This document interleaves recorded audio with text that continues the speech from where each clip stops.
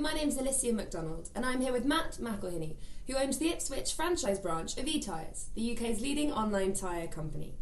Matt opened his franchise branch in 2009, achieving his ambition of having his own business by the age of 30. So what were you doing before you decided to become an etyres franchise owner? Well, I was actually an insurance broker for a number of years, and I wanted to get a new direction and started looking for a franchise business. I came across etyres, and it's certainly a lot more physical than what I was doing in insurance. As the most amount of exercise I got there was sitting behind a desk and then filling up the photocopy with paper once in a while.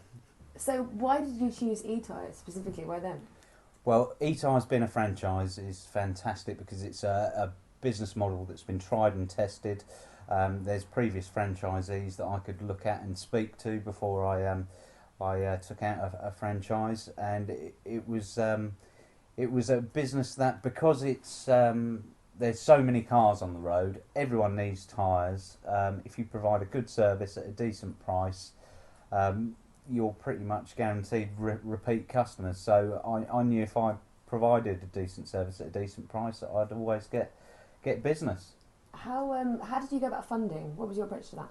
Well, what I did was actually put together a really solid business plan. I then took it to my local bank, who were over the moon that they could lend money to me, and that they'd see a return on their investment in me. So that was it was pretty straightforward. How did you find the startup process? Everything from signing a contract to the training at Luton. Well, the start-up process was very straightforward. It was very thorough. I got to learn all aspects of the business, from the accounting to the admin, what I needed to do there, and then spent a week with the guys in Luton who run their own successful franchise, and they did the sort of on-the-job training of actually fitting the tyres. Before I did etyres, I hadn't changed a tyre at all, so it was a steep learning curve, but it was pretty straightforward, and I felt thoroughly confident after my training. And so, typical day for you, how does that sort of pan out?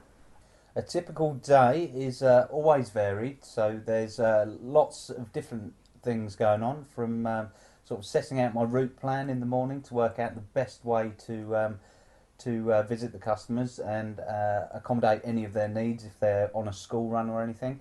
It's dealing with inquiries from customers over the phone. It's sticking a few leaflets under people's windscreens or through their letterboxes. It's changing the tyres, and then it's ordering the tyres for the following day as well. It's a good day. It's Yeah. very different to insurance.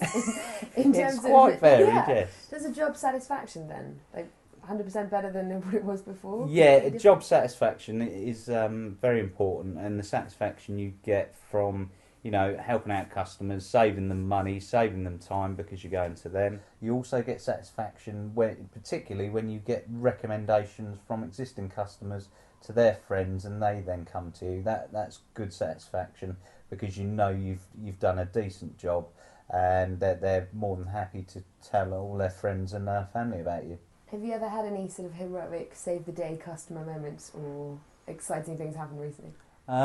Well, there was one thing. I got a call out of the blue from Top Gear. Oh my God. Yeah, absolutely. And they were filming their Christmas DVD just round the corner at an airbase.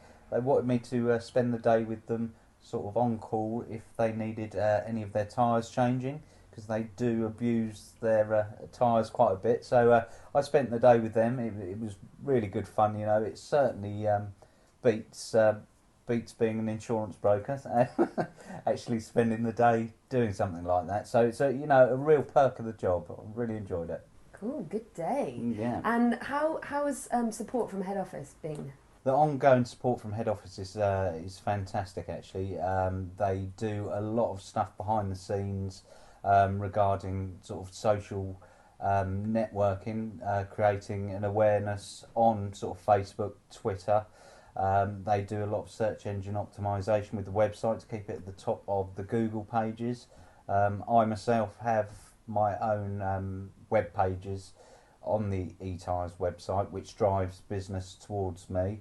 There's a lot that they do, including the sort of day-to-day support. If I've got any questions or anything like that, there's always someone there to help, and it's you know, I can't speak of it highly enough, really. Cool. And how important was it to you that etyres was a member of the British Franchise Association? Well, it's extremely important as a prospective sort of franchisee. When you're looking to take out a business, it's important that the company is recognised by the governing body, which is the BFA, and it meets all the strict guidelines and accreditations that the BFA have. And it gave me confidence that that etyres was a well-established and recognised business. You once said that your main ambition was to have your own business by the time you're 30. Yeah. You've done that, my friend. What are you going to do now? What plans for the future?